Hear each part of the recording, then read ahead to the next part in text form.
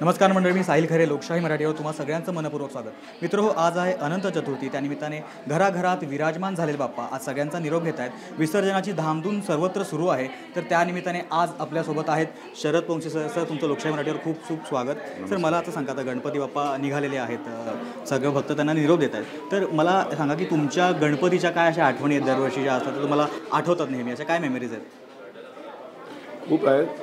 मी कलावंत आहे, त्यामुळे माझ्या नाटकाची सुरुवातीची काही वर्ष गणेशोत्सवात नाटकं करण्यात गेली. गणेशोत्सवामध्ये खूप उत्तम एकांकिका स्पर्धा व्हायच्या, एकपात्रे अभिनय स्पर्धा व्हायच्या. गणेश गल्ली किंवा प्रियदर्शिनी बिल्डिंग आहे तिथे स्पर्धा व्हायची, RCFची स्पर्धा व्हायची. अशा खूप चांगल्या स्पर्धा व्हायच्या गणेशोत्सवात.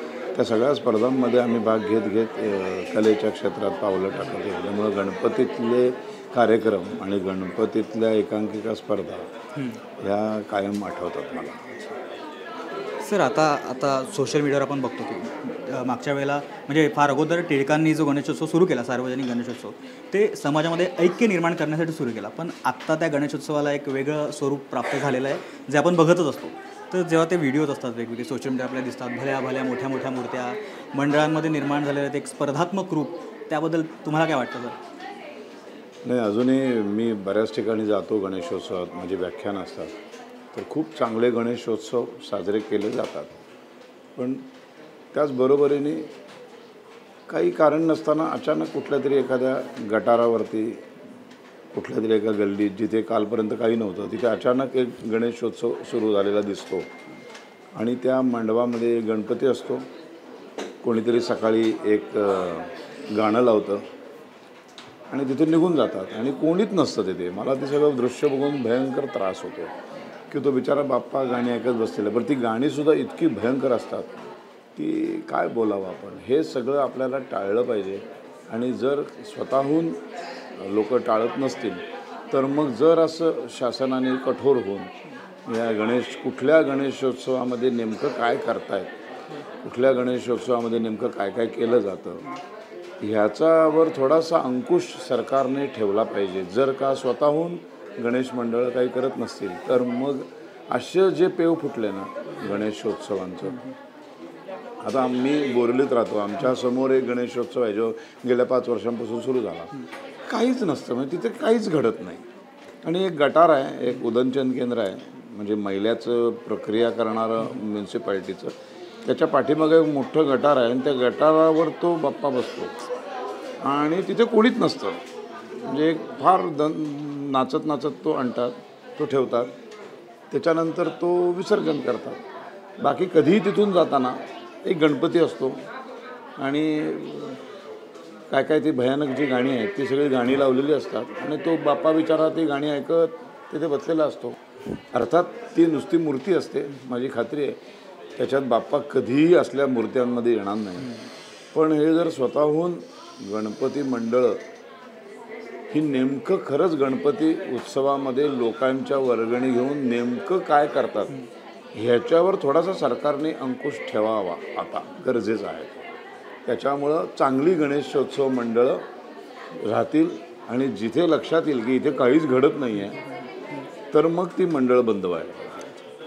सर, आता मला विचारायचं की गणपती बाप्पा आणि गणेशोत्सव यांचं एक वेगळं आपलं कनेक्शन असतं, लहानपणीच्या आठवणी असतात.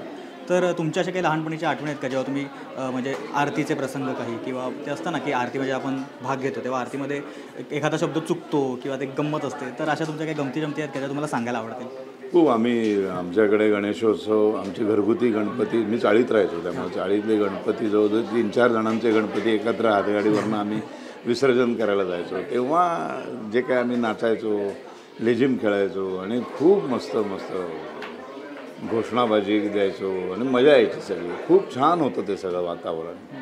पण ते खूप मर्यादित होतं, त्याला एक मर्यादा होती, त्याच्यातला गंमत होती, त्याच्यात एक सुसंस्कृतपणा होता, विभत्सपणा नव्हता. कुठलं तरी घाण काहीतरी आम्ही कधीच नाचलोही नाही, घाणेरडी गाणी लावली नाहीत.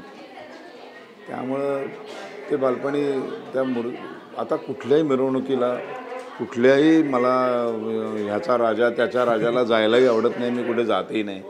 कारण ते काय दृश्य बघतो आपण ते सगळंच कमर्शियल आणि इतकं त्याची लेवल खाली जात चालली आहे ना की, आणि कानाचं तर आपली पुरीच वाट लागते या 10 दिवसात. आणि काय मला कळत नाही म्हणजे हे सगळं कुठे जाणार आहे, कुठे आपण घेऊन चाललेले आहोत. आणि जर स्वतःहून समाज हुशार होत नसेल, सजग होत नसेल, तर मग सरकारने थोडासा अंकुश कठोर कायदे करून आणण्याची गरज आहे. सर आता मला आणखीन एक विचारायचं आहे की गणपती आणि गणेशोत्सव म्हटलं की छान छान खाणं आलं, पदार्थ आले, छान छान मेजवानी आल्या.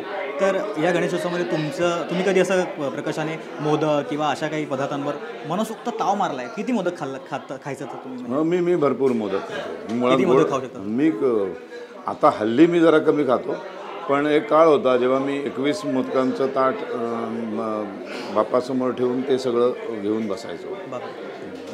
खवय्या कॅटेगरीत एक काळ होता, ते आता नाही आता नाही पण तेव्हा मी खूप खायचो. अच्छा अच्छा. आणि आमच्याकडे मीच नाही, सगळेच जण तसेच होते खाणारे. ठीक आहे सर, आता गणपती बाप्पा चाललेले आहेत, आपण त्यांना निरोप देतोय. तर आता आपण प्रत्येकजण गणपती बाप्पाची एक वेगळ्या लेवलवर कनेक्टेड असतो, प्रत्येकाचं देवासोबत एक वैयक्तिक नातं असतं. तर आता तुम्ही गणपती बाप्पाला काय मागणं मागाल? काय असं वाटतं तुम्हाला?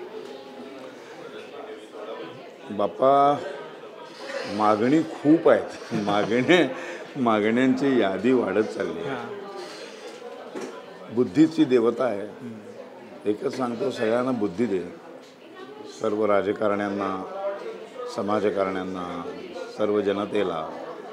आपण असं म्हणतो एकीकडे की लेकरं सगळी तूच जन्माला घातलीस, तर त्यांना चांगली बुद्धी दे.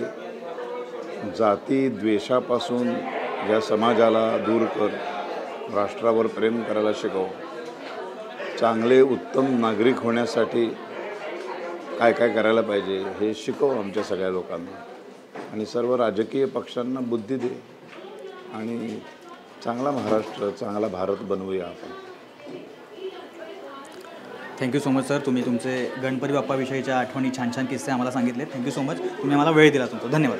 तर हे होते शरद पोंक्षे सर. त्यांनी त्यांच्या गणेशोत्सवाच्या काय काय आठवणी असतात हे त्यांनी आपल्याला सांगितलं. तुर्तास या मुलाखतीत तुमची रजा घेतोय. ताज्या बातम्यांसाठी पाहत रहा लोकशाही मराठी. धन्यवाद. लोकशाही मराठी, ऐका, पहा, जागरूक रहा.